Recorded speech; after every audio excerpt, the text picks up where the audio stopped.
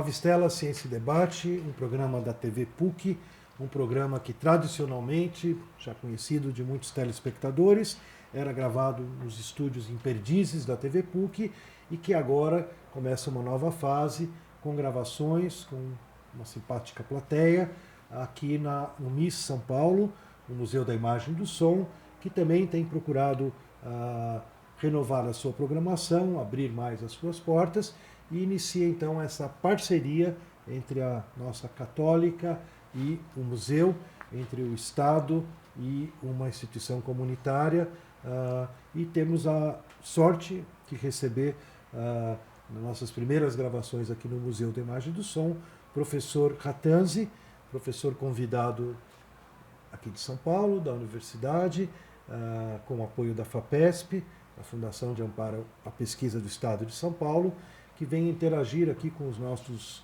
estudantes, nossos pós-graduados, os nossos pesquisadores e trazendo uma bagagem muito vasta, e não vasta só na quantidade, mas também na qualidade e na introdução de novas ideias, novas metodologias na história da ciência. O professor Rattansi já conversou conosco sobre Isaac Newton. Quem perdeu pode procurar no YouTube para assistir. E hoje ele vai falar de um outro personagem. I'm explaining that you have been already with us talking about Isaac Newton, who lose your presentation can look in the YouTube and they will find there Professor Rattansi talking about Isaac Newton. But today you're going to be talking with us about another figure in the history of science, not in the history of physics and mathematics, but in the history of medicine. So we're going to be talking about Paracelsus, and I will begin asking the same question when we talk about Isaac Newton, that how you come to study Paracelsus. Então eu vou fazer a mesma pergunta que nós fizemos quando do nosso programa sobre Isaac Newton, como o professor Rattansi encontrou, se aproximou do estudo de Paracelsus. Welcome. Thank you very much, Professor Goldfarb. I'm delighted to be here. My own work on Paracelsus began after I finished my PhD at the London School of Economics, and my PhD was on the literary attack on science in the mid-17th to early 18th century. And while doing this study of the reasons why the Royal Society was attacked by a lot of people, a lot of literary people, I came across the fact that many of them accused the Royal Society as being greatly influenced by a figure called Paracelsus. Então o professor, logo depois do seu doutoramento, ele estudava a Royal Society, Sociedade da Inglaterra, em Londres, e a sociedade tinha muitos críticos, muitos ataques, e ele estudou essa relação, e dentre esse ataque havia a questão da Royal Society dar muito espaço para essa figura que é o Paracelsus. Now the name of Paracelsus may not be very familiar to a lot of people, but I think many people know him as having to do something with the origins of modern medicine. Sometimes they know that he is supposed to have introduced what you might call iatrochemistry, meaning medical chemistry. He's one of the fathers of medical chemistry. Although pouca gente conhece talvez o Paracelsus, diferente do Newton, é menos conhecido, mas talvez o que a gente conhece é a relação do Paracelsus com as origens da medicina moderna, especialmente a questão da medicina química. Now this may seem to be somewhat paradoxical. I mean, usually in the history of science we teach that something like modern chemistry didn't really come into being until Lavoisier, let's say in the second half of the 18th century. If you take Paracelsus's career, Paracelsus is born easy to remember, 1 year after Columbus discovers the America. So it's 1493. Então, uma questão paradoxal em relação ao Paracelsus e essa ideia de que ele teria sido iniciador da medicina química, né, é que muita gente considera que a química só acontece na segunda metade do século XVIII com Lavoisier. E, portanto, Paracelsus, que nasceu um ano depois da chegada de Columbus na América, 1492, está um pouco longe do Lavoisier. And he died in 1541, which puts him about the sort of middle 16th century. So it's long before something like modern chemistry has appeared on the scene. E ele morreu em 1541, portanto, o período de vida dele, obviamente, está muito antes do que a gente chamaria a Química Moderna. In fact, this kind of seeming paradox can be resolved by considering that we are not talking really of chemistry in the modern sense, we are talking of alchemy. Ok, esse paradoxo pode ser resolvido porque, na verdade, o que a gente está falando não é exatamente a química moderna, mas a gente está falando da alquimia. So it's more like a story of how alchemy or the chemical medicines, which alchemy in part had succeeded in introducing, became a major part of the practice of medicine. Então é uma forma de a gente entender como a alquimia e a prática da alquimia acaba sendo incorporada na prática da medicina. Now here I suppose we have to explain, to most people alchemy means the art which pretended to have the secret of transmuting base metals into gold. This is what usually one thinks of as Normalmente as alchemy. pessoas acreditam que a alquimia é a arte de transmutar metais em ouro. But if you study the history of alchemy, you realize that alchemy, this was not the only goal before the goal that was pursued by the alchemists. Se a gente estuda a história da alquimia, a gente descobre que esse não é o único objetivo pelo qual os alquimistas trabalhavam. Historians of science like Needham have shown that in China, for example, alchemy was pursued as in many other cultures, but it was pursued more for what later comes to be called the elixir. In other words, a means of prolonging human life and prolonging human life in the best kind of conditions of health and so on. Então, por exemplo, alguns historiadores estudaram a alquimia chinesa e descobriram que na alquimia chinesa o que eles estudavam, o que eles buscavam eram formas de prolongar a vida humana, prolongar a saúde. And we now know that whether this came because of the Chinese influence or not, in Western alchemy, the alchemy pursued in Europe, from about the 14th century onwards, alchemy begins to be used not just for, or not solely for pursuing the dream of transmuting base metals into gold, but for furnishing medicines in order to, to tackle the most common kind of illnesses. Então, a gente sabe hoje que a partir do século XIV, a alquimia, talvez por influência chinesa, ela divide o objetivo da transformação dos metais em ouro numa produção de medicamentos para combater as doenças. And one particular breakthrough here seems to be the introduction of more efficient means of distillation. The alchemists were interested in distillation in any case for their gold making kind of processes, but distillation put in their possession a new way of producing what come to be called alchemical medicine. Então, a destilação, por exemplo, que obviamente também está envolvida com a transformação de metais em ouros, acabou se tornando algo bastante importante na produção de medicamentos alquímicos. The important technical consideration here would be that there are many substances of vegetable origin which cannot be dissolved in water, but through distillation they were able to produce solvents of various sorts. For example, the recovery of almost pure alcohol, so that in alcohol you could dissolve a lot of these vegetable substances and through distillation recover their essences, as they began to be called. The very first word essence here is important. Então, a partir da destilação, vários materiais vegetais poderiam ser trabalhados para que a gente conseguisse atingir ou obter a essência desses materiais.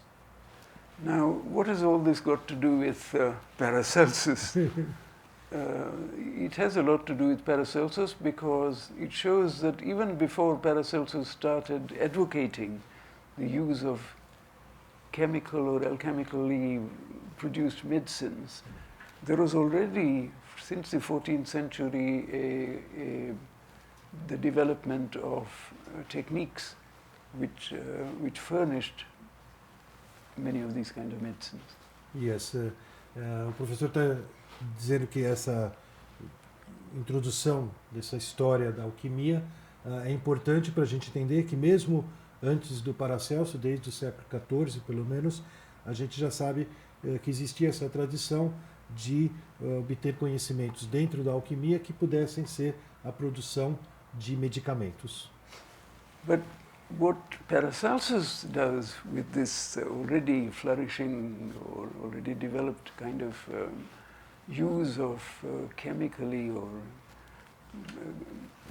produced medicines to applying them to medicine, what he does is that he puts it into a new kind of perspective. Então, a questão do Paracelso não é, ele usa essa tradição, que já é antiga, mas ele coloca dentro de uma nova perspectiva. Paracelsus believed that the chemical medicines enable us to have a completely new idea of health and disease. Until then, the predominant authority which dominated medicine was that of the Greek physician Galen, who flourished about 150 AD.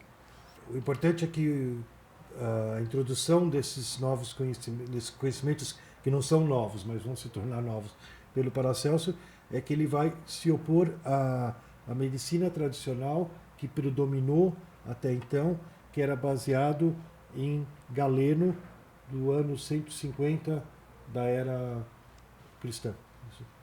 Now, Galenic medicine is still, it's not dead.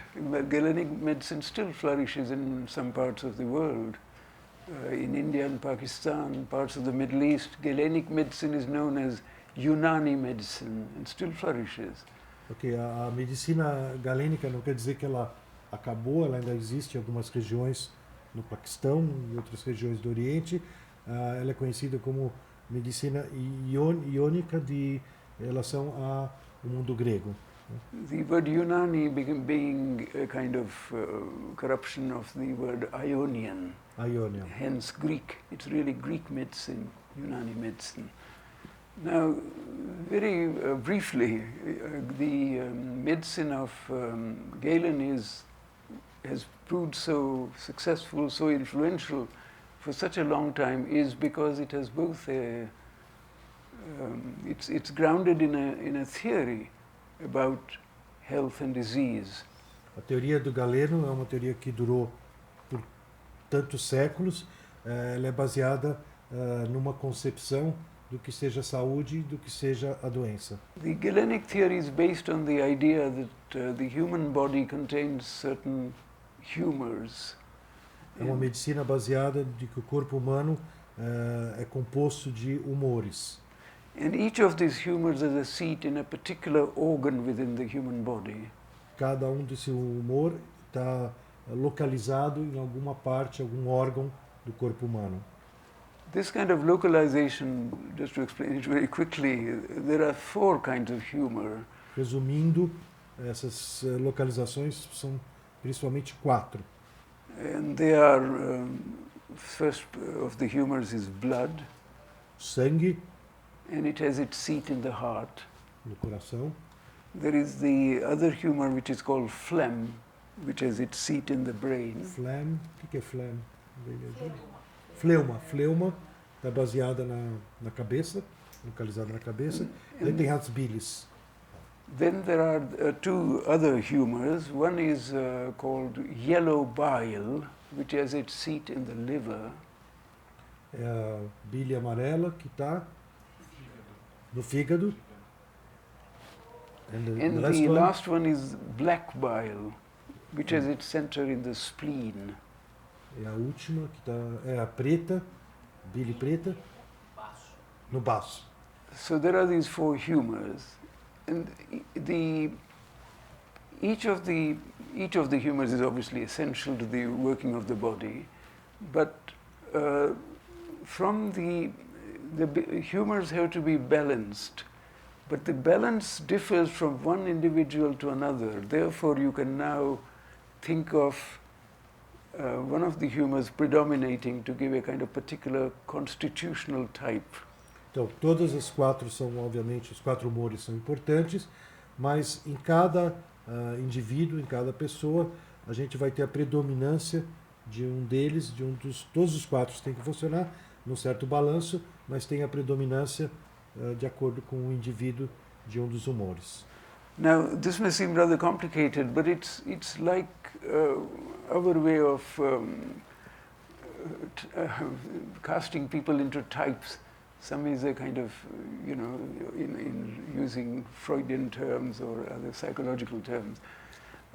Some of the terms used to describe these particular constitutional types still survive in the language. We refer to somebody as having a sanguine temperament. The word sanguine comes from blood. This is the person in whom the blood... Deixa eu traduzir. Isso pode parecer complicado, mas na verdade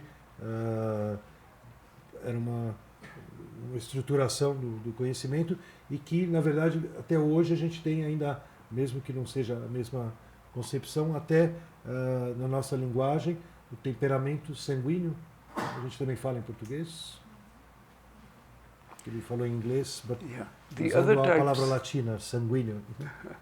The other types would be, so there is a sanguineous type in whom the humor blood predominates, then there is the person in whom the melancholic humor, the black,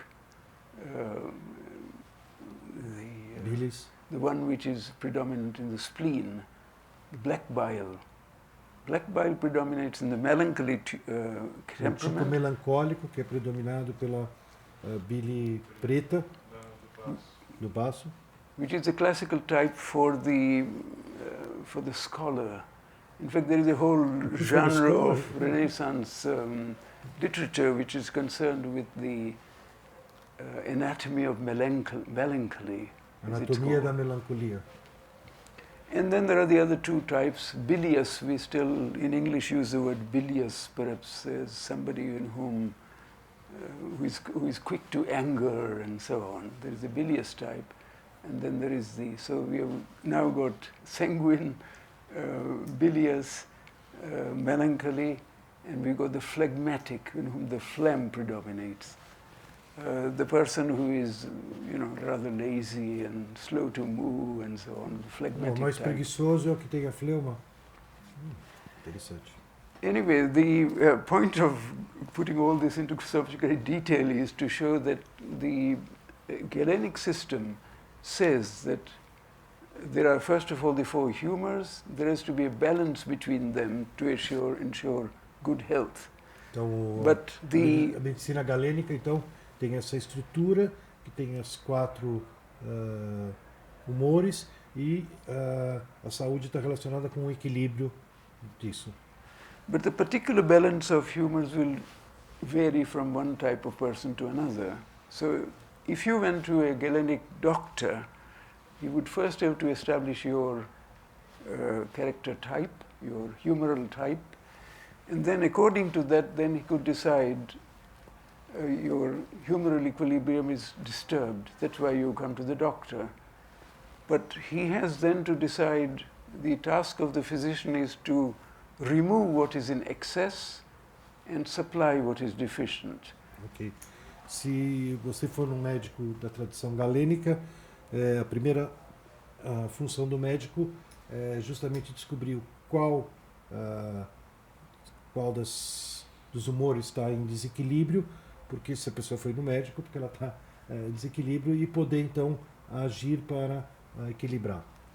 So to remove what is deficient, he would adopt, he could give you a laxative or something enigmatic which will make you, he can open up one of your veins, or he could apply leeches to you to suck the blood if there is an excess of blood. Fazer umas sangrias, acho que chama isso, né?